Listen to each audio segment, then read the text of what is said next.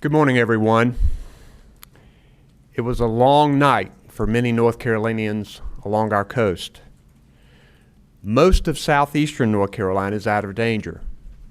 But this morning, Hurricane Dorian officially made landfall near Hatteras and continues to batter the Outer Banks and northeastern North Carolina with heavy wind and rain.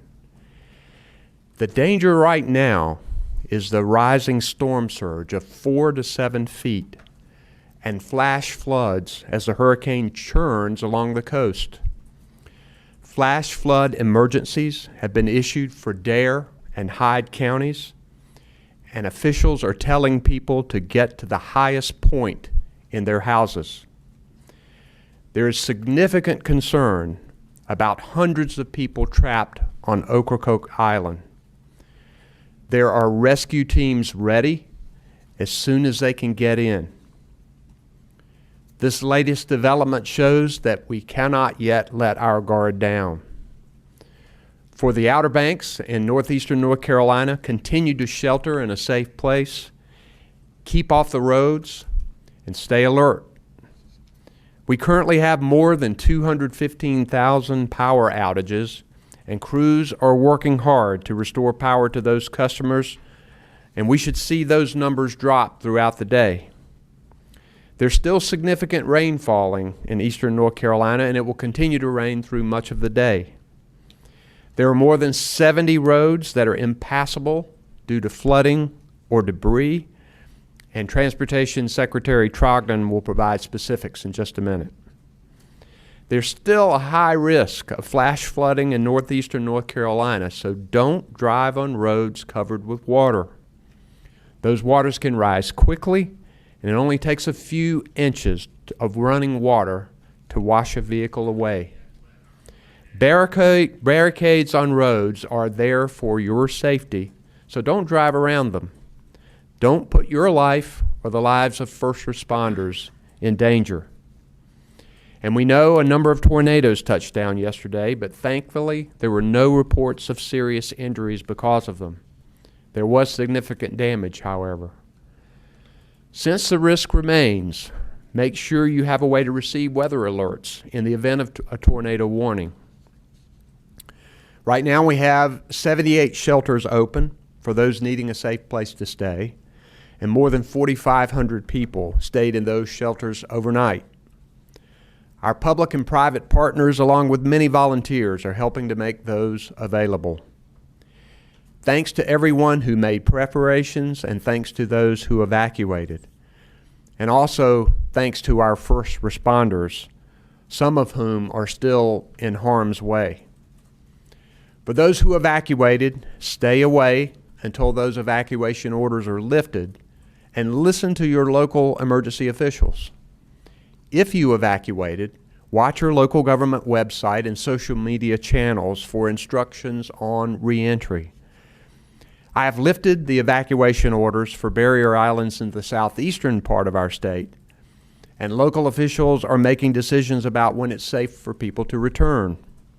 Do not return home until your local officials say that it's safe to do so. When you're traveling, be mindful for the potential of downed trees, flooded roads, and power lines if you venture out today to clean up. Never approach a downed power line, and of course, don't drive through water.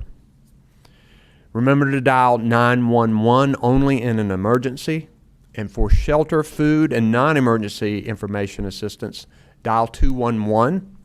For people hard of hearing, please dial 888-892-1162 to reach someone to assist you. 211, by the way, is free, confidential, and multilingual operators are ready to assist you. And you can also stay informed by visiting readync.org for emergency information, drivenc.gov for road conditions, and if you want to donate your time or financial assistance, go to nc.gov/donate. With me today, I have Emergency Management Director Mike Sprayberry, Public Safety Secretary Eric Hooks, Transportation Secretary Jim Trogdon, North Carolina National Guard General Jim Ernst, State Highway Patrol Commander Colonel Glen Mcneil, our FEMA Federal Coordinating Officer Libby Turner, Katie Webster, our meteorologist, Commander Matt Moyers of the United States Coast Guard, and Lee Williamson, who is our sign language interpreter. First, I'm going to recognize today Director Mike Sprayberry to give us a little more information on our emergency response. Mike. Thank you, Governor, and good morning, everybody. The State Emergency Operations Center remains activated at a level 1. And as the Governor said, Northeastern North Carolina continues to feel the impacts of Hurricane Dorian with heavy rainfall, strong winds, and strong storm surge. Particularly in the sounds and rivers, they're feeling it, as well as on the barrier islands. We're closely monitoring the situation and are making plans for any general support, search and rescue operations, or for any requirements for an air bridge out to barrier islands. The risk of flash flooding remains high east of I-95, and therefore we still recommend the use of the North Carolina Emergency Management Flood Inundation Mapping and Alert Network, known as FIMAN, to ensure you are aware of potential flooding in your area. You can get there by logging in at fiman.nc.gov. That's fiman.nc.gov. You can sign up to be alerted by text or email by FIMAN when the rivers or streams begin to rise near you. Our swiftwater rescue teams are now beginning to deploy and conduct wide area searches where the weather has improved. We've identified possible locations for our mass feeding kitchens for our Baptist on Mission, American Red Cross, and the Salvation Army partners, and they're prepared to execute that mission as soon as it's safe to do so and if we've identified a need. Our post-storm preliminary damage assessment plan is in place, and the State Disaster Recovery Task Force is activated, and they continue to coordinate for a rapid transition from response to recovery. Our utility partners have begun restoration in southeastern North Carolina and will expand their footprint as the weather improves. The state and medical sheltering operations continue, and we continue to shelter pets as necessary. In closing, let me thank our local partners for all of their hard work. Many of them are still in the fight as they work together to protect their residents and to remind everybody to follow the instructions of their local officials. Thank you very much, and thank you, Governor. So now I'm going to recognize Secretary Jim Trogdon of the Department of Transportation. Thank you, Governor. As of 8 o'clock this morning, all of our interstates were open. 3 U.S. routes in 4 locations had closures. The first was US 264 just west of Greenville due to high water, US 17 in Brunswick County near Charlotte due to high water, US 117 in Castle Hayne due to high water, and US 117 South College Road in Wilmington also due to high water. And then last, US 15 near Laurinburg due to trees and power lines. We had an additional 6 North Carolina primary roads, approximately half of which are closed due to trees and the other half due to high water in and around New Hanover and Pitt counties. And we also had about 60 secondary roads closed as of 8 o'clock this morning, most of which were due to a combination of either high water or tree down. We also had an initial report a few minutes ago of the loss or the closure and the bridge being out on NC 12 just north of Ocracoke Village on Ocracoke Island. So today our crews will continue to assess damage. I do believe we'll see these numbers grow throughout the day from where they were at 8 o'clock this morning at approximately 70 roads, may even get up to 120 to 150 as the storm continues to move to the north. But we do believe our crews will be out assessing those damages and repairing those as soon as possible. But everything looks much better than we had hoped for at this point. Thank you. Thank you, General. We'll now recognize the Commander of the North Carolina Highway Patrol, Colonel Glen Mcneil. Thank you, Governor. Good morning. The State Highway Patrol has been working throughout the night responding to calls for service as a result of the hurricane's effect. Downed trees and localized flooding have been the majority issues that our troops have faced throughout the night. Members have been quickly identifying hazards and working quickly with our DOT partners to remedy these hazards and to prevent and block roadways to prevent further issues. In the affected parts of our state, the Highway Patrol has responded to 77 calls for service and 21 collisions since midnight. So to the media that's present here, we want to thank you for helping us spread the word. People are listening, and they also are staying off our roadways.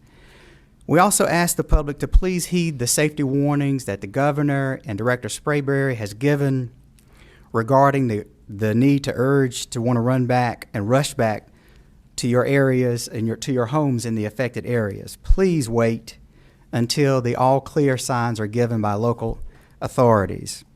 The patrol continues to work with local municipalities to identify any hazards and to also assist utility companies with the repairs that they're coming in to make. Due to multiple power outages, we ask everyone in those areas to be extra cautious. Treat all of these intersections as a four-way stop. The potential for flooding and trees falling is not over. Always scan the roadway ahead. Reduce speeds and avoid distractions to better identify hazards that you may encounter. The State Highway Patrol will continue to work closely with our local law enforcement partners and assist as needed in the hours and days to come.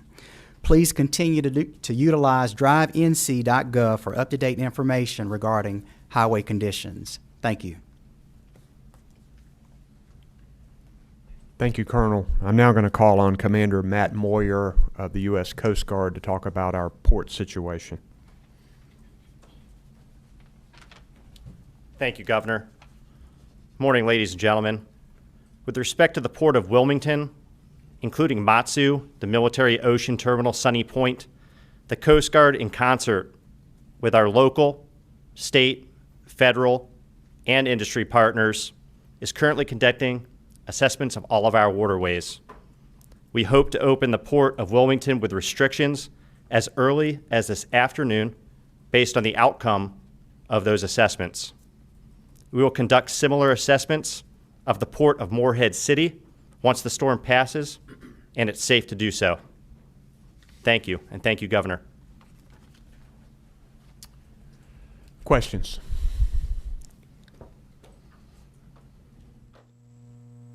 I wanted to peel back what you said about there's significant concern about hundreds of people trapped on Ocracoke Island. What do you mean by that? Are they in their homes trapped? Are they in shelters? Could you describe what's going on?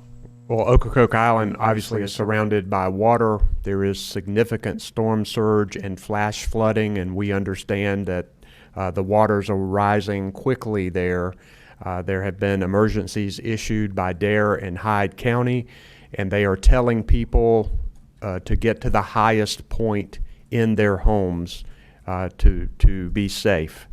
Right now, the storm is raging there. I don't think rescue crews can get in at this point, but they are ready to go as soon as they possibly can to get there and rescue people. But we don't have any more specific official information than that. There's some things going around on social media, but we don't have any official information about the status. But it is concerning to have this significant storm surge there and that so many people are on the island. We understand maybe as many as 800 people, but I don't know if that's official either, so I probably shouldn't say that. Don't know that for sure. Other questions? Beyond that, could we hear maybe from the Coast Guard, the National Guard, anybody else who's relevant about any rescues, if any, that have had to be conducted so far? We don't have any rescues that have occurred thus far, no.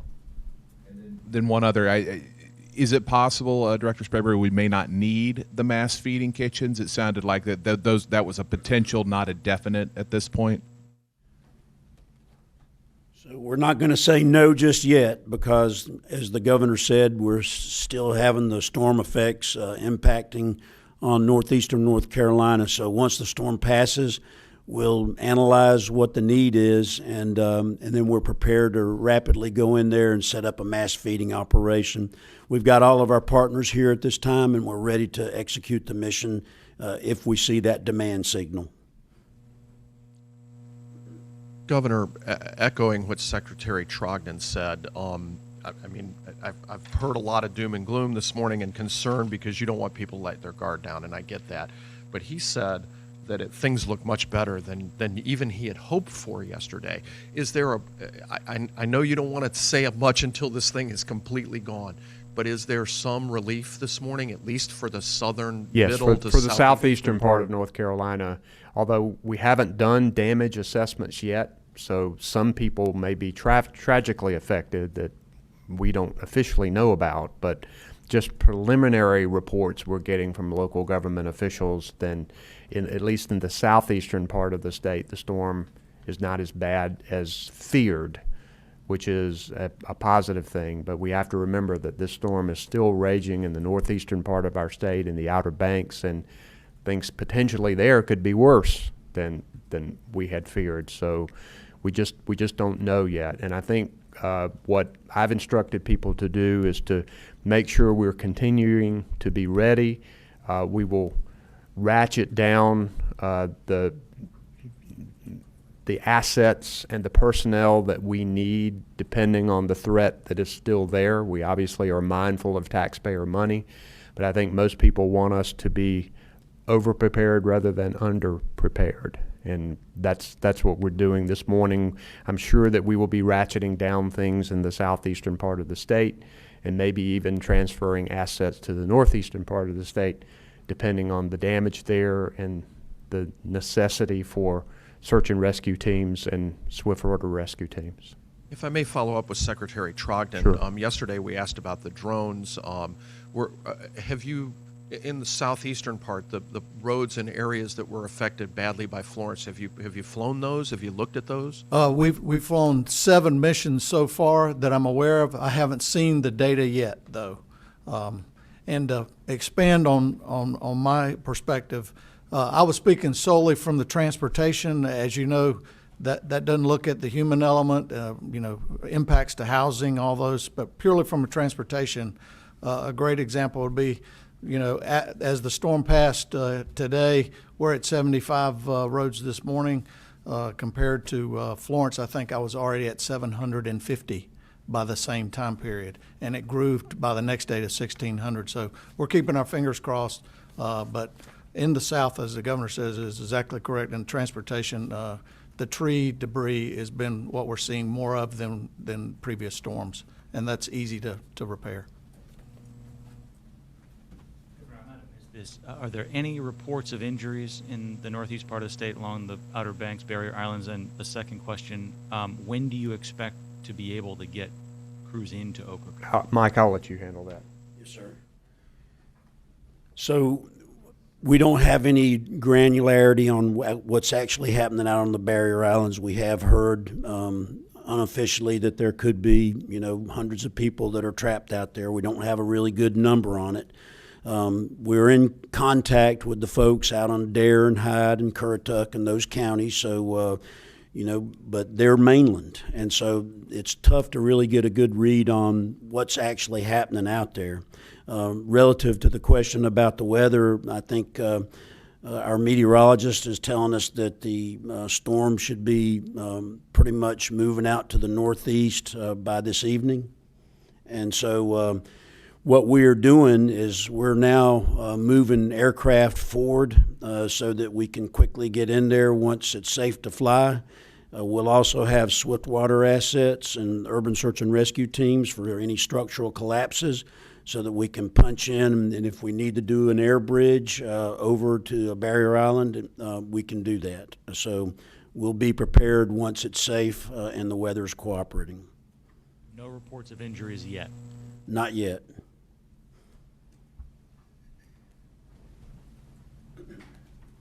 Yes, sir. you clarify what an air bridge is? So, Travis, thank you for that question. What we would do is we would have general support helicopters like UH-60 Blackhawks or CH-47 Chinooks, and they would be able to bring supplies and commodities over to the island and then bring people back as necessary. And then if I could also ask, tornadoes, there were a half a dozen or so that looked like it spun up yesterday during the day. Were there any overnight, or did that problem kind of stop after several hours yesterday? Recognize Katie Webster, our meteorologist. Thank you, Governor, and thank you for that question. So certainly our largest tornado activity was yesterday during the day, yesterday morning into the afternoon. That tornado watch was continued into parts of the overnight hours, but most of those tornadoes that we saw were during the day. I think in total we've seen about 13-ish tornadoes. Certainly that needs to be officially confirmed by the Weather Service, but those really subsided as those rain bands moved northward yesterday, and we don't expect so much in that way today. Thank you. Behind you is a mic there, sir. All right, thank you. This is for Secretary Trogdon. It may be early to ask this, but do you know if any of the road closures look like they might be longer than a few days because of damage to the road, or is it mostly high water and trees? So it's high water at this point. It will depend on how fast those go down, but I'm already hearing from my engineer that covers New Hanover County that things are really draining much better than we've seen historically, so those may come off pretty quickly, and as long as there's no more significant damage once that high water goes down, it could be fairly quickly we could reestablish opening those roads. Thank you.